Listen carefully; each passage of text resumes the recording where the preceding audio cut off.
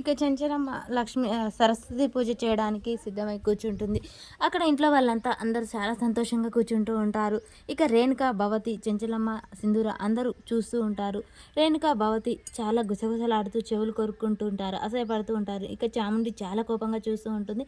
అలా అందరూ కూర్చొని నమస్కారం చేసుకోండమ్మా అని చెప్పేసి పూజారి గారు చేసుకుంటారు. చూడమ్మా, ముందుగా ఓం నమశివాయ అని రాయాలి.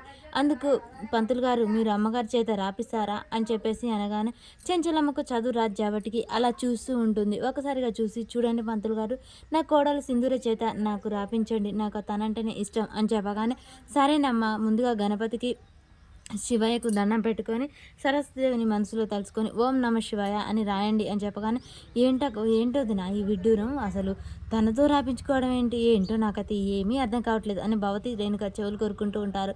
ఇక సింధూర పసుపు కొమ్ము పట్టుకొని బియ్యంలో ఓం నమ శివాయ అని రాయమని చెప్పగానే అలా సింధూర వాళ్ళ అత్తమ్మ చేయి పట్టుకొని ఓం నమ శివాయ అని రాపిస్తూ చదివిపిస్తూ ఉంటుంది. అత్తమ్మ నేను చెప్పినట్టు చదవండి అని సింధూర అనగానే సరేనమ్మా అని చెంచలమ్మ అంటుంది. ఓం నమ శివాయ అని చెప్పేసి చదివి రాపిస్తూ ఉంటుంది. అది చూసిన కేశవ చాలా సంతోషపడుతూ ఉంటాడు.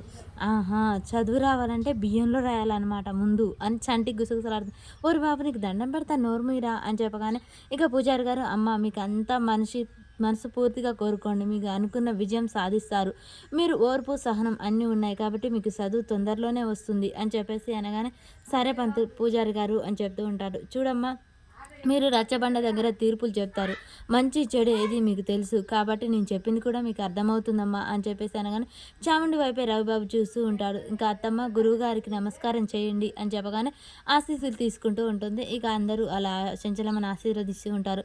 చంటి కూడా చాలా సంతోషపడుతూ ఉంటాడు. ఇక నేను వెళ్ళొస్తానమ్మా అని చెప్పేసి తను వెళ్ళిపోతూ ఉంటాడు. చంటి ఉండే అమ్మగారు మీరు ఈ చదివే కదా, పెద్ద పెద్ద చదువులు చదివి కలెక్టర్ కావాలి, సరేనా అమ్మగారు అని చెప్పగానే చంటి అని చెంచలమ్మ అంటూ ఉంటుంది. సింధూర ఉండి చంటి నువ్వు వెళ్ళి ఇంట్లో అందరికీ పాయసం చేసి తీసుకురావాలి, సరేనా వెళ్ళు అని చెప్పేసి చెప్తూ ఉంటుంది. ఇక చాముండి, భవతి, రేణుక అందరూ బయట నుంచొని బాగా ఆలోచిస్తూ ఉంటారు. ఏంటి విడ్డూరం ఎక్కడా చూడలేదు, ఇంకెట్లున్నాయో మనం ఒక విషయానికి సంతోషించాలి, తనతో పాటు మనం చదువుకోమని చెప్పలేదు చెంచలమ్మ వదిన, ఆ విషయానికి మనం సంతోషపడాలి, చదువుకుంటే మాత్రం పర్వాలేదు అని చెప్పేసి అనగానే రవిబాబు ఉండి నాకు అర్థమైంది, పెద్దమ్మ ఎందుకు చదువుకుంటుంది, మీలాంటి దొంగ లెక్కలు తేల్చడానికే చదువుకుంటుంది అని చెప్పేసి అనగానే ఇక వీళ్ళందరూ గొడవ పడుతూ ఉంటారు. వాళ్ళలో వాళ్ళు గొడవ పడుతూ ఉంటారు. ఇదంతా చూసిన చాముండికి చాలా కోపం వస్తూ ఉంటుంది.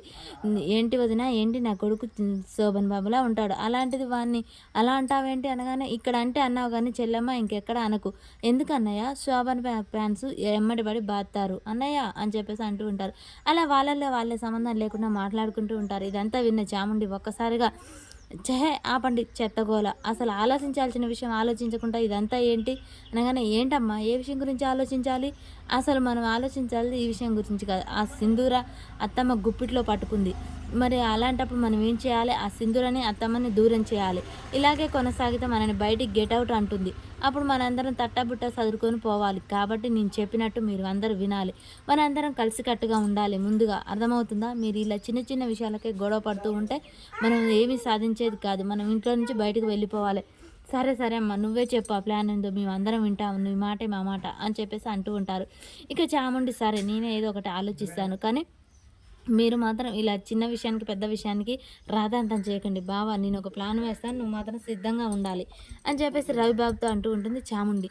సరే సరే నువ్వు చెప్తే నేను కాదంటానా, నీ ఇష్టమే నా ఇష్టం, నువ్వు ప్లాన్ వేయి నేను సక్సెస్ చేస్తాను అని చెప్పేసి చాముండి అనగానే రవిబాబు అలా చూస్తూ ఉంటాడు. ఇక రేణుక, భవతి కూడా ఆ విషయం గురించి ఆలోచిస్తూ ఉంటారు. మనం మాత్రం ఏదో ఒకటి చేయాలి, ఆ చాముండికి అత్తమ్మకు మధ్య దూరం పెంచాలి, ఆ చనువుని కూడా తీసివేయాలి అని ప్లాన్ వేశారు. మరి ఆ ప్లాన్లో చాముండిని చంటిని కలిపి ఏదన్నా నింద